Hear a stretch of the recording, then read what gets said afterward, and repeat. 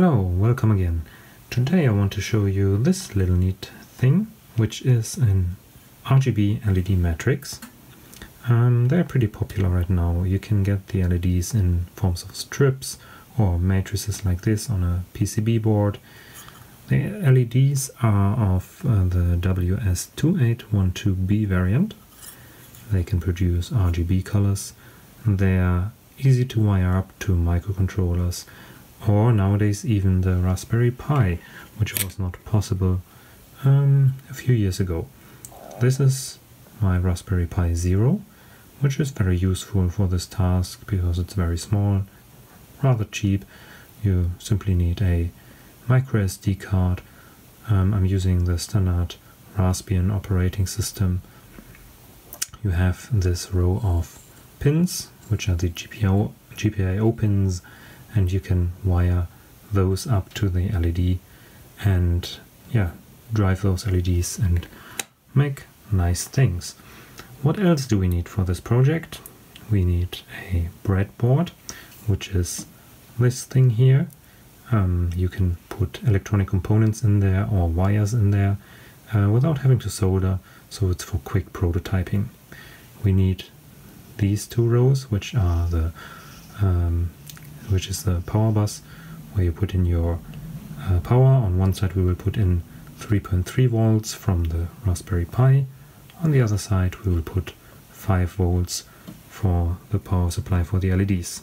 The Pi uses mostly 3.3 volts and the LEDs expect 5 volts, which incidentally is also a problem because the GPIO pins will output 3.3 volts, and this is not enough, or might not be enough, to trigger the LEDs. And if the LEDs or another component would output 5 volts to the Pi would be destroyed.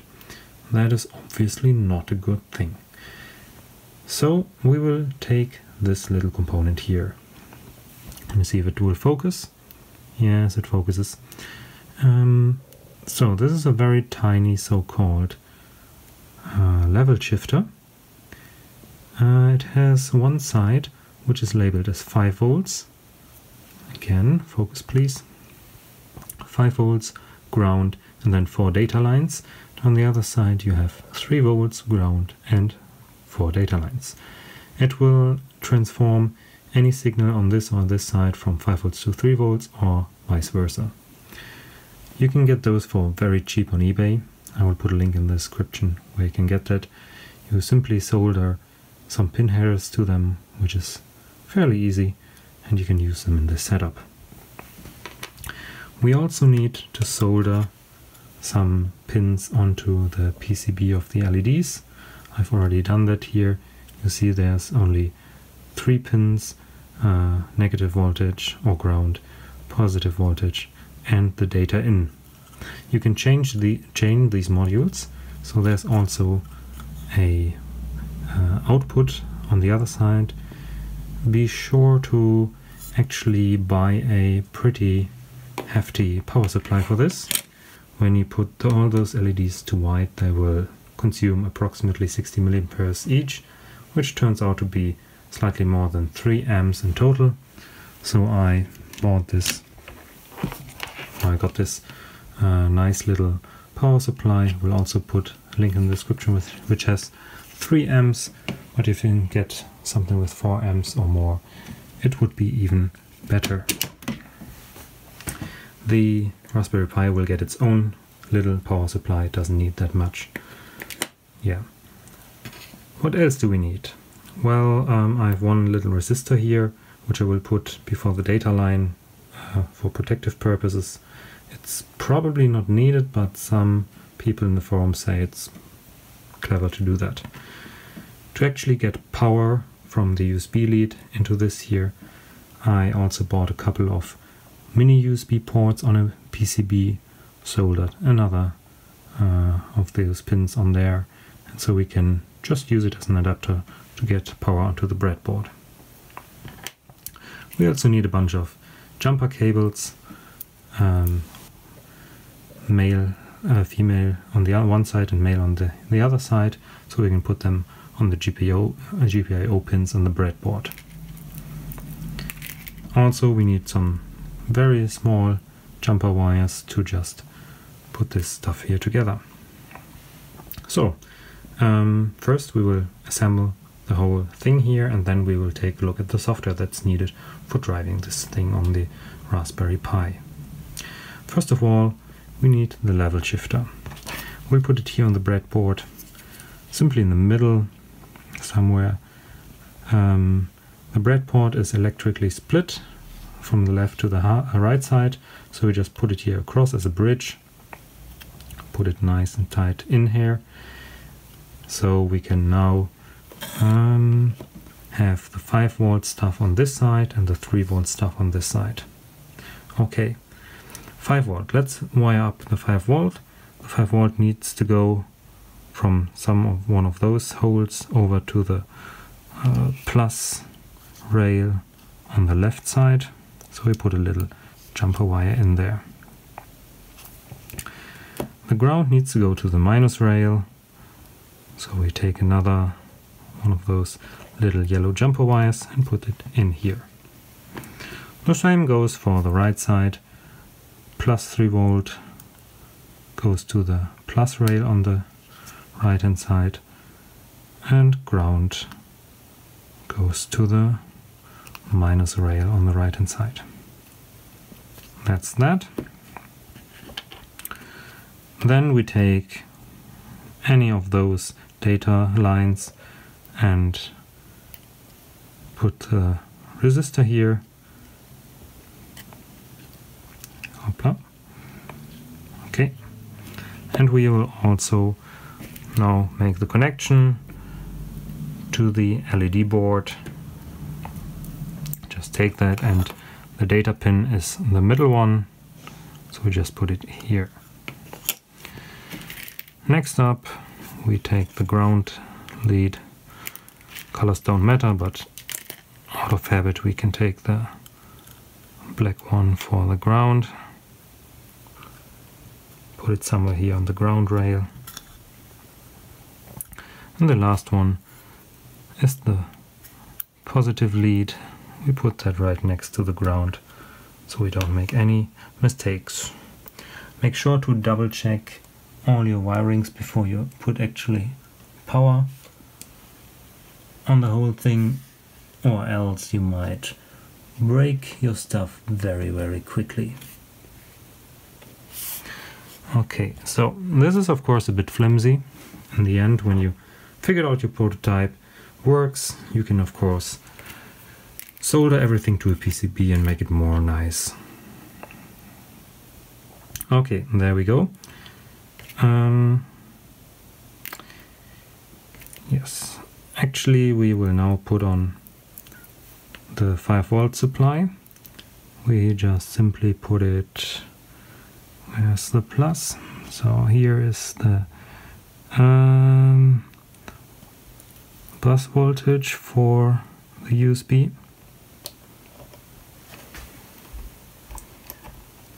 And we also take the ground for the USB and put that on here. I will not connect it. Oh, shall I? Yeah, well, we can probably already connect it and see if the whole thing lights up. Yes, it does, and it's actually very bright by default. I turn this off because we can't actually drive the LEDs with something useful. Okay, so question now is, where do we put all the other stuff on the Raspberry Pi? Luckily, there's a lot of documentation online where you can see which GPIO pins do what.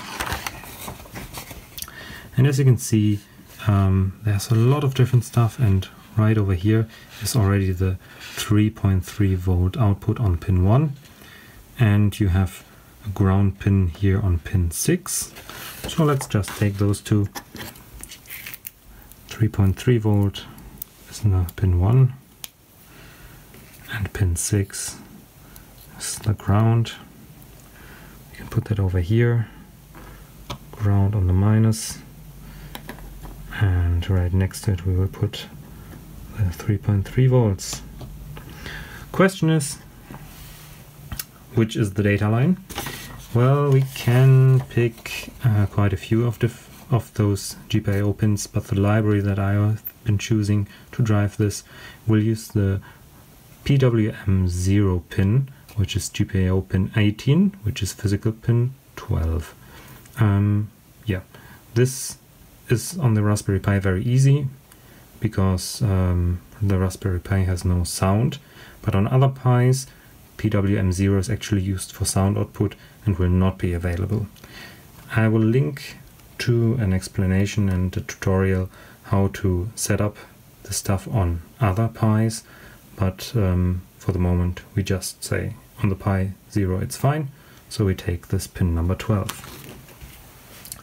Pin number 12 is 3 across the ground pin, and we put it right to the other side of the level shifter.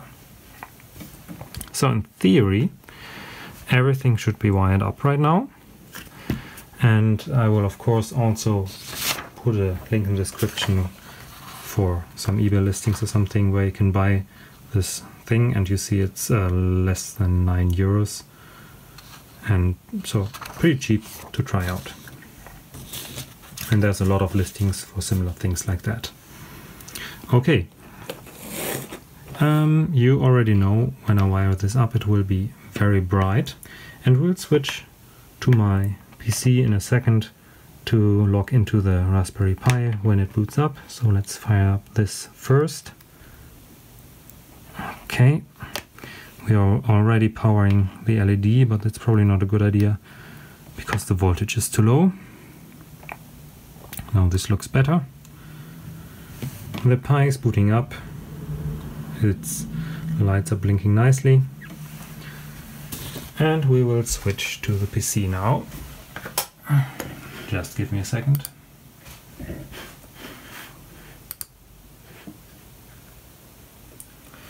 Okay, so here you see on the left side we will log into the Raspberry Pi.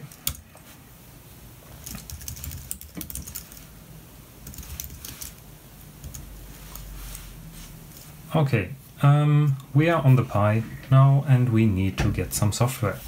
The library that I'm wanting to be using is the RPI WS2812x.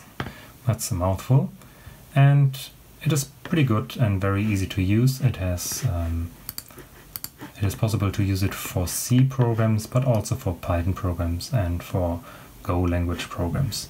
We will take a look at the Python programs because those are the easiest. First of all, we need to install the software. It's only available in source. And there's a nice German blog post, but I will search for an English one or make up an English one of my own on how to install all the necessary stuff. You need to install the build essentials for building the C programs, which I have already done here because it would take us quite a few minutes and it's really not necessary. So we will ignore that for the time. We will basically just download the software by cloning the Git repository.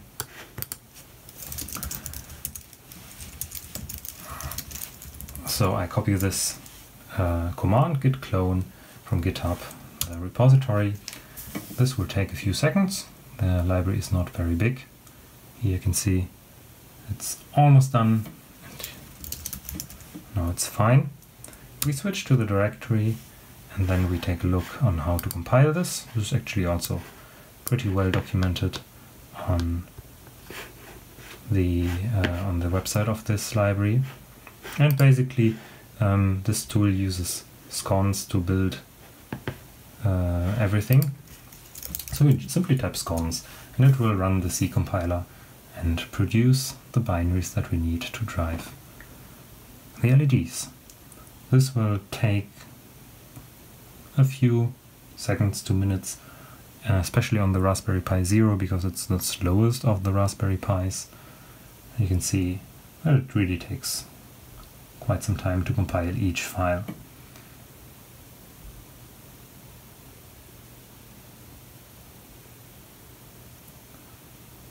And it's done. That was pretty quick. We can already run a test program. You see here that there's a test program available, which defaults to the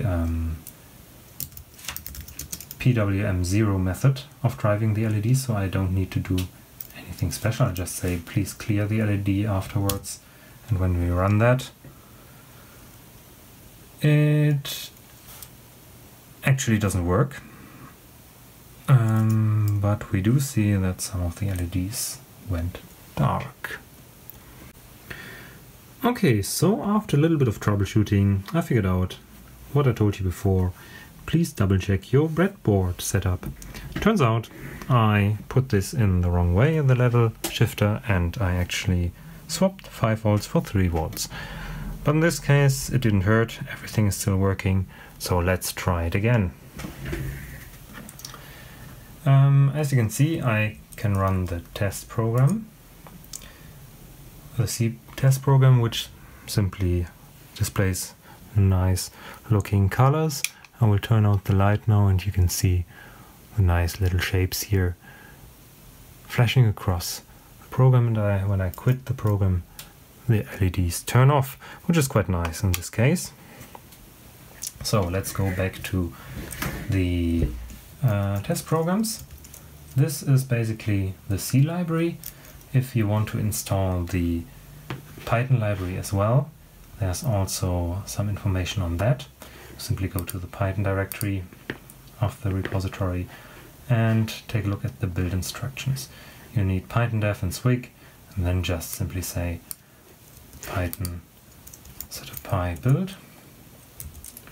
Of course we have to go there first, and this will also take a minute or so to install, to build everything, and afterwards you can sudo setup py install to install the actual Python library, so you can use it anytime from anywhere. Okay, fast forward. This is the end result of the build, and now we simply say sudo python setup py install, which will install this library system-wide for every user to use, and you don't need to set up anything special. And after this we will now take a look at a simple demo program that I wrote from one of the demo programs that this thing comes with. So install is finished. Let's take a look at this example program. Okay, basically what you want to import for this is the Neopixel library. That's what it's called, because the original LEDs that you could buy for the Raspberry Pi and the Arduino were called the Neopixel from Adafruit. Now there are tons of cheaper clones from China available, but they are all the same and they're compatible with this. So this is basically the library we just built. We also need some color handling functions, the math library and the time library. We set up our LEDs here. Our specific board has 64 LEDs, and we're using the GPIO pin 18 to drive the LEDs. If you pick another pin, you have to adjust this. Also, this kind of LED needs 800 kHz frequency to drive the LEDs. There's also a variant with 400 kHz, so make sure you're using the right value here. And this is some other technical stuff that you don't need to worry about now. You can read up on that on the documentation, but we'll skip it for now. Furthermore, I grabbed a function from the internet to render a nice little plasma effect. That means some colorful waves. You don't have to understand right now what this all means. You can read up the code later. I will put it on GitHub as well and put a link in the description.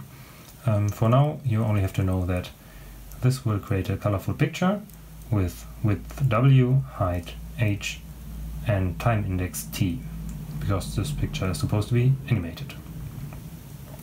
The main program then creates an object for the Neopixel device, or in our case our cheap Chinese knockoff, with the specified number of LEDs, etc., etc., all the stuff that we specified above. Then we have to call the begin method on this object to initialize the actual LED matrix. Then we set up two variables. This is the time index, and this is the increment of time, basically how fast the animation is going. First of all, we will set all the LEDs to black, which is done by the set pixel color function, and you just pass it the index of the LED that you want to set and a color made up from RGB tuples. And the values for R, G and B are between 0 and 255. 000 would hence mean black or LEDs turned off, and 255, 255, 255 would be white. I suggest using much lower values because these LEDs are really bright.